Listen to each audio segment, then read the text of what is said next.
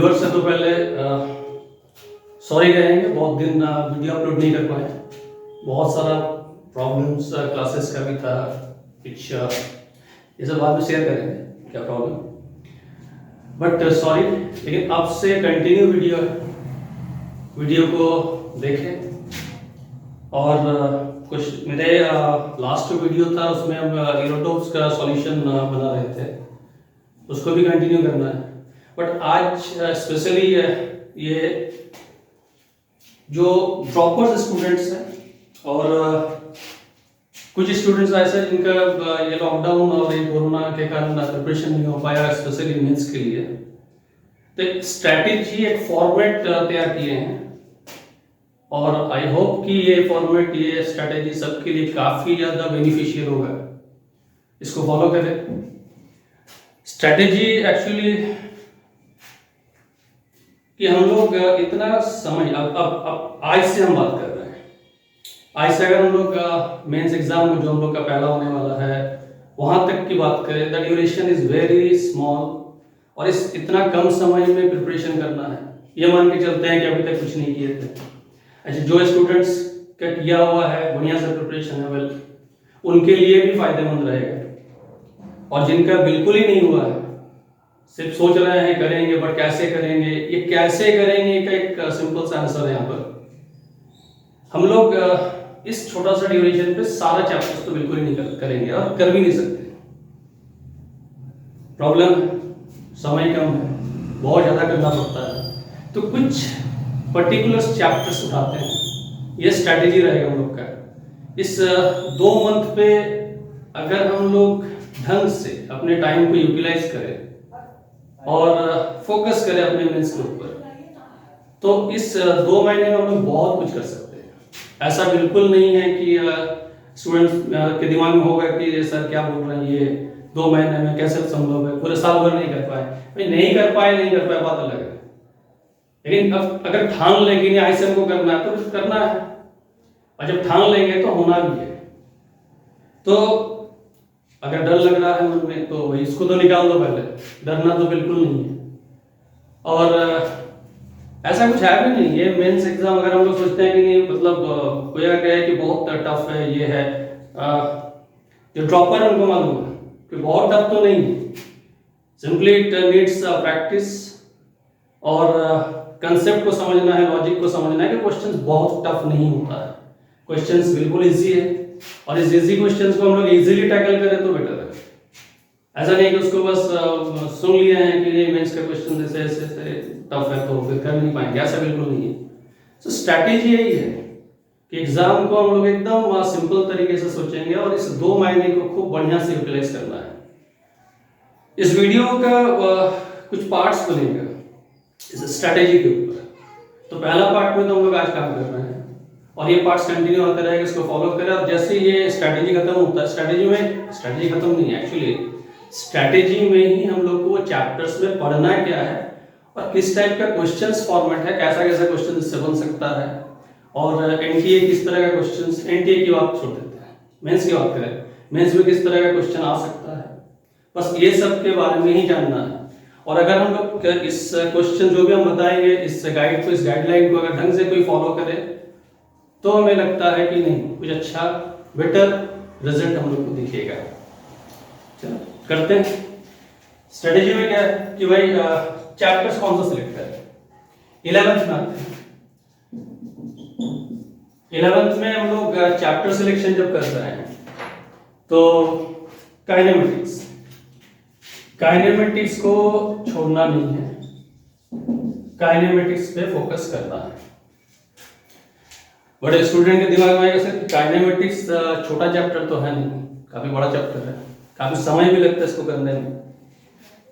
बिल्कुल लगता है, हम भी पढ़ाते हैं, हमको भी मालूम है काफी समय लगता है, बहुत कुछ इसमें सीखना होता है, बहुत कुछ। और दूसरा है कि जैसे 10th के बाद हम लोग 11th में आए ना, तो काइनेमेटिक्स ऐसे ही वास्ट हो जाता है, पर घबराने का जरूरत नहीं है। काइनेमेटिक्स में हम लोग क्या करेंगे, बस 2 चीज पे हम लोग 2 टॉपिक पे फोकस करेंगे।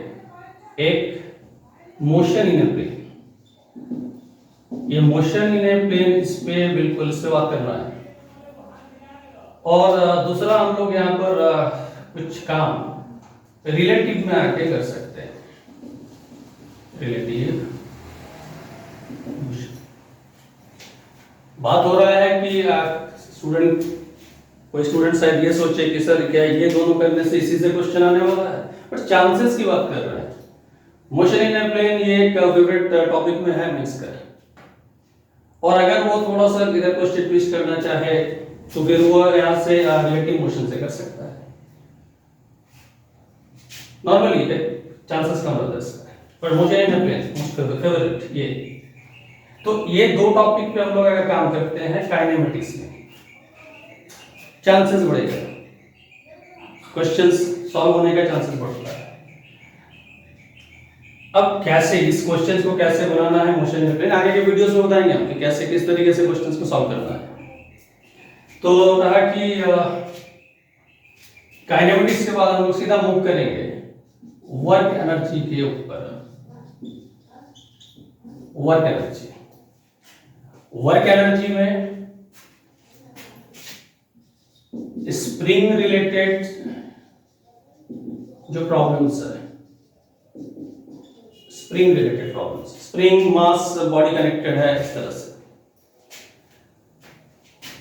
इसमें फिर हम लोग जो फोकस करने का काम है मेनली हम लोग को वो सारा क्वेश्चन देखना है जो law of conservation of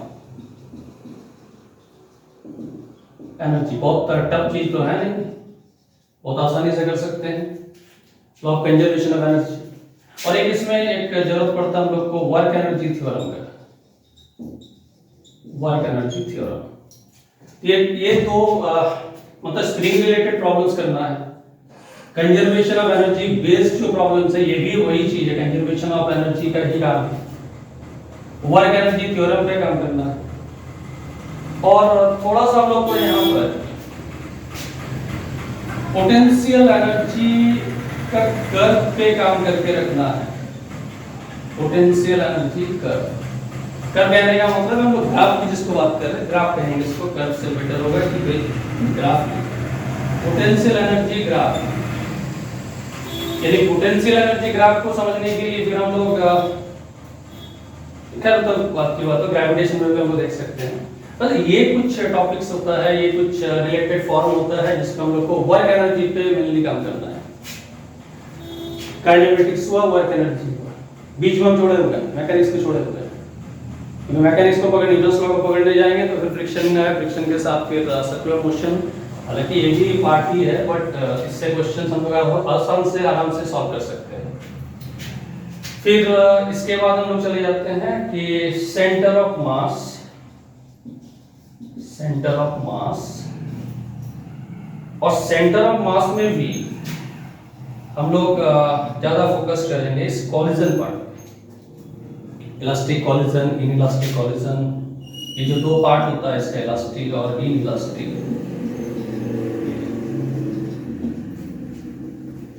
centre of mass, हालांकि सेंटर ऑफ मास पे और एक चीज हम लोग यहाँ पर काम कर सकते हैं, सेंटर ऑफ मास पे एक काम और कर सकते हैं, वो है कि जैसे कुछ क्वेश्चन हम लोग देखते हैं, हमेशा ये क्वेश्चन पूछा जाता है, इस टाइप के क्वेश्चन जस्ट सॉल्व कैसे करना है बाद में देखेंगे हम लोग।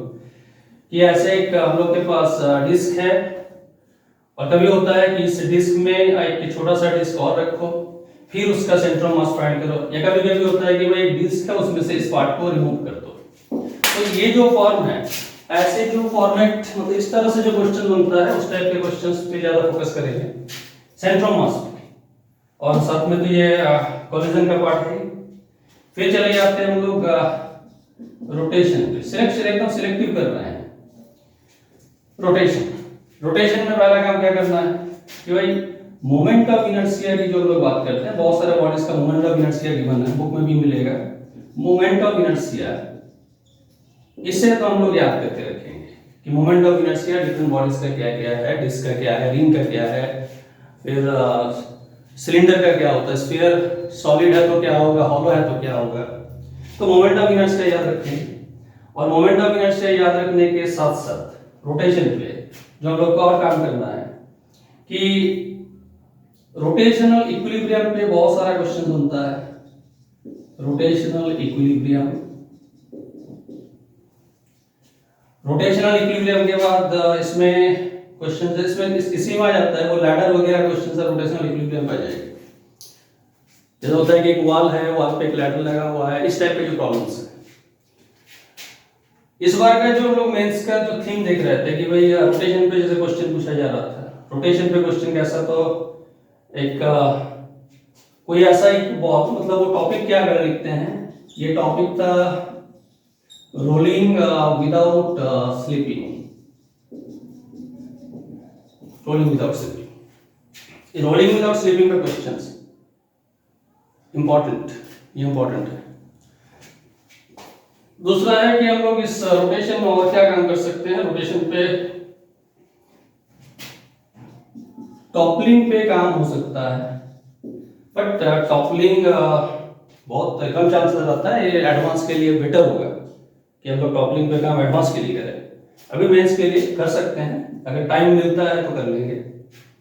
तो ये कुछ टॉपिक हम लोग देख रहे हैं, काइनेमेटिक्स, वर्क एनर्जी, और फिर सेंटर ऑफ मास पे, फिर हम लोग रोटेशन पे चले गए।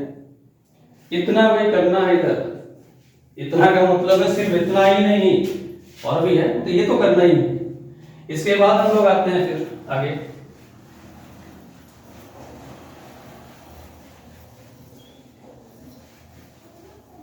फिर हम लोग अगला चैप्टर उठाते हैं ग्रेविटेशन।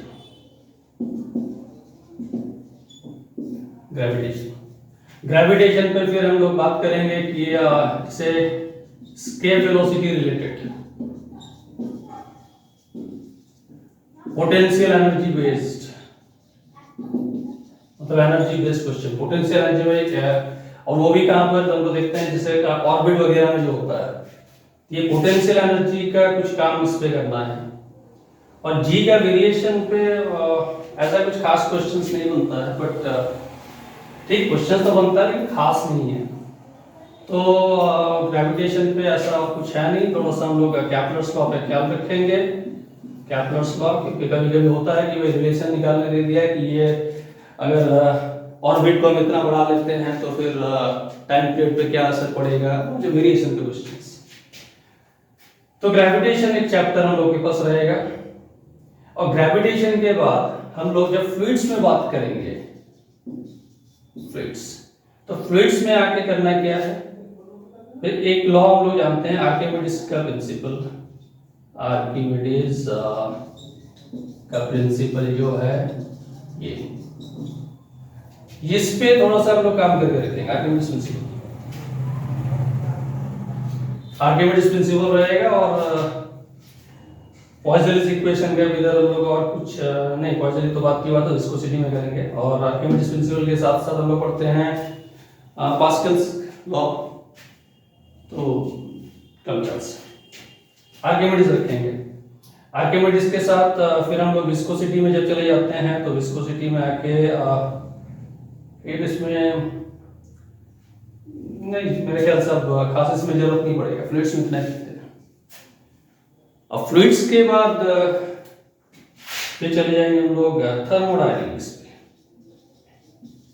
थर्मोडायनेमिक्स, अच्छा थर्मोडायनेमिक्स में कहां से, तो भाई ये जो चैप्टर हम लोग के पास है kinetic theory, kinetic theory of gases, यहाँ कंप्रोमाइज नहीं, यहाँ करना है बढ़िया से काइनेटिक थ्योरी को।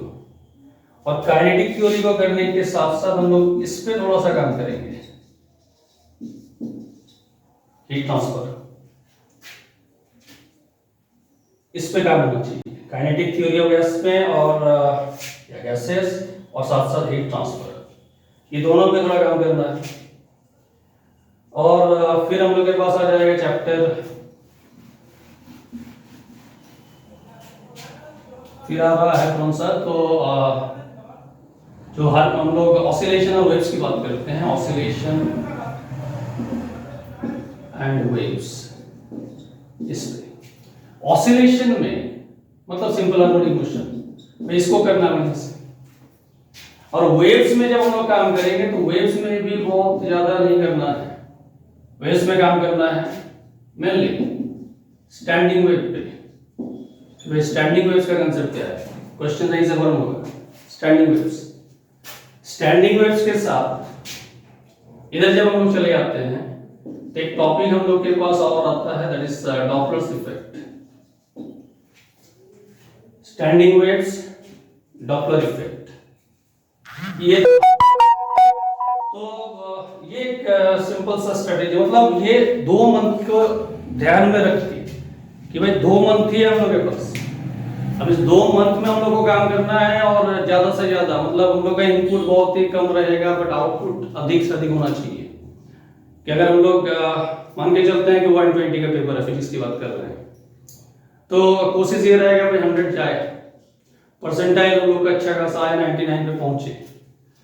और ये स्ट्रेटेजी मेरे ख्याल से काफी हद तक हम लोग को हेल्प करेगा। हम तो श्योर है भाई, आप भी अब श्योर हो जाओ। तो अगला जो हम लोग फिर इस पे काम करने वाले हैं वो है कि ये तो 11 के कुछ टॉपिक्स बता दिए हैं। अब फिर हम लोग 12 का नेक्स्ट जो पार्ट बना रहे हैं उसको हम लोग कल, ये पार्ट कंटिन्यू रहेगा और इसमें फिर हम लोग जैसे काइनेमेटिक्स है तो फिर काइनेमेटिक्स में क्या वेराइटीज हो सकता है क्वेश्चन का, उस पे काम करेंगे। एक चैप्टर और इस पे हम लोग थोड़ा सा और काम करें। इतना करने के बाद चले जाते हैं थोड़ा सा मेजरमेंट पे। ये कभी कभी होता है कि भाई मूड हुआ दे दिया क्वेश्चन मेजरमेंट के ऊपर, तो मेजरमेंट में भी हम लोग जो वर्नियर कैलिपर की बात करते हैं, ये वर्नियर कैलिपर इस पे काम करना है और एक स्क्रू गेज होता है, इस पे काम करना है।